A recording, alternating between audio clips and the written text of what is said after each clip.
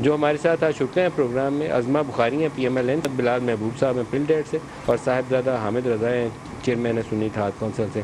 سب کو پروگرام میں خوش آمدید کہتا ہوں. احمد بلال محبوب صاحب، آپ کو کیا لگتا ہے ہم کسی شریفانہ طریقے سے حل کی طرف بڑھنے والے، مہذب قوم کی طرح، یا لڑ بھیڑ کے سر پھاڑ کے کسی طرف جانے والے، کیا کرنے والے؟ بظاہر تو کوئی آثار نہیں ہے کہ ہم مہذب لوگوں کی طرح کوئی آپس میں سیٹل کر کے نیگوشیٹ کر کے کسی نتیجے پہ پہنچ کے کوئی اتفاق رائے پیدا کر لیں گے. ایسے کوئی آثار دور دور تک نظر نہیں آتے.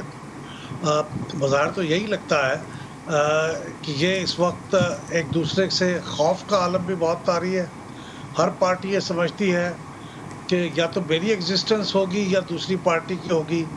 وہ آ گئی تو میری ایگزسٹنس نہیں ہوگی، اور میں آ گیا تو میں دوسرے کو ایگزسٹ ہی کرنے دوں گا.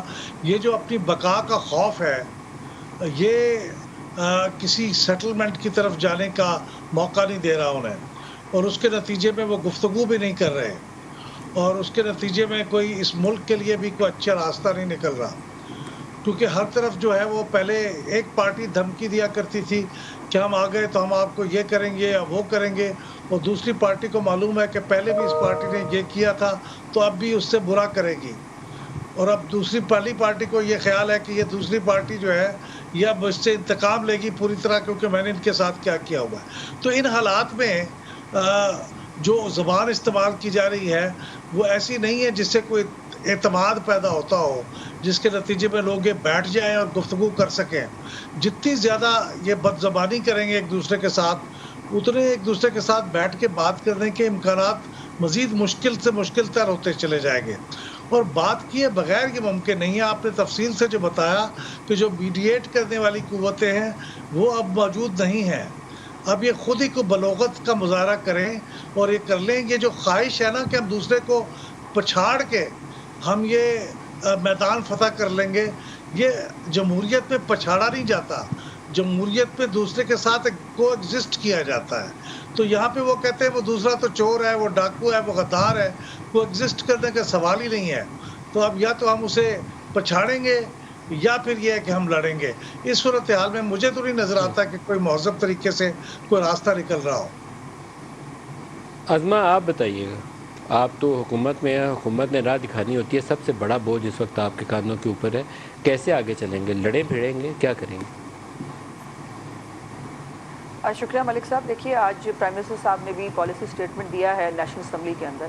ہم ابھی حکومت میں ہیں، لیکن اس سے پہلے جب عمران خان صاحب حکومت میں تھے اور ہم اپوزیشن میں تھے، کون سا لمحہ تھا جب ہم نے ان کے ساتھ بیٹھ کر جو ہے وہ بات کرنے کی کوشش نہیں کی؟ فیٹف کی بات ہو، وہ جب اسٹرائکس ہوئی تھی پاکستان پہ اس کی بات ہو، کووڈ کی بات ہو، اس وقت بھی پرائم منسٹر جو اس وقت کے تھے عمران خان صاحب، وہ جو ہے وہ اوپر سے آیا کرتے تھے بینچ کے ادھر سے کہ مجھے کسی سے سلام دعا نہ لینی پڑے.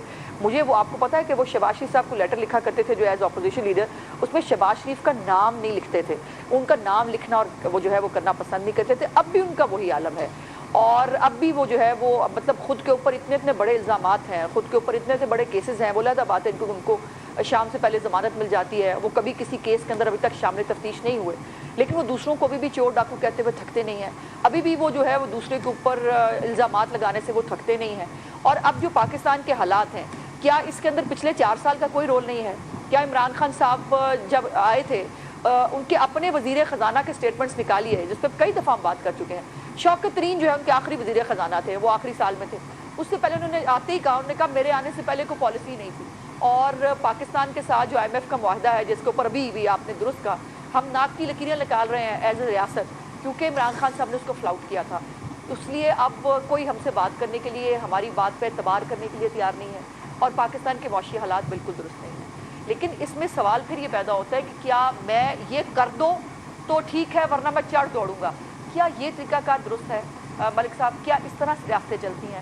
کیا اس طرح سے دھمکی دے کر آپ جو ہے وہ ایک غنڈہ گردی کے ذریعے اپنی باتیں عظمہ بی بی ابھی رانا ثناء اللہ جو وفاقی وزیر داخلہ ہیں، ان کا ایک سٹیٹمنٹ تھا، تو مجھے لگا کہ انہوں نے وہ راہ بتا دی ہے جس کا خطرہ ہے ہمیں، اور وہ راہ شاید وہی آگے آئندہ آنے والے دنوں میں ہمیں ایک دوسرے سے برسرے پہ کار کرے گی. انہوں نے کہا یا ہم نہیں تو یا وہ نہیں، یہ والی صورتحال تھی.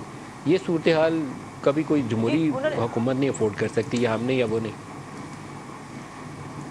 دیکھیے یہ وہ اس پوری بات کو سنو نا جو انہوں نے کہا کہ عمران خان جو ہے اس نے پوری کوشش کی ہمیں نیست و نابود کرنے کی، اور اب بھی ان کا جملہ یہ تھا کہ اب بھی اگر وہ یہ سمجھتا ہے کہ وہ ہمیں جو ہے وہ ختم کر دے گا تو ایسا نہیں ہوتا۔ دوسرا انہوں نے سیاسی آدمی ہے، انہوں نے سیاسی طور پر ختم کرنے کی بات کی، انہوں نے یہ اللہ معافی دے میں آپ کو ابھی ان کی اسٹیٹمنٹ سناتا ہوں، انہوں نے آج کا اسٹیٹمنٹ بھی چلائی ہے نا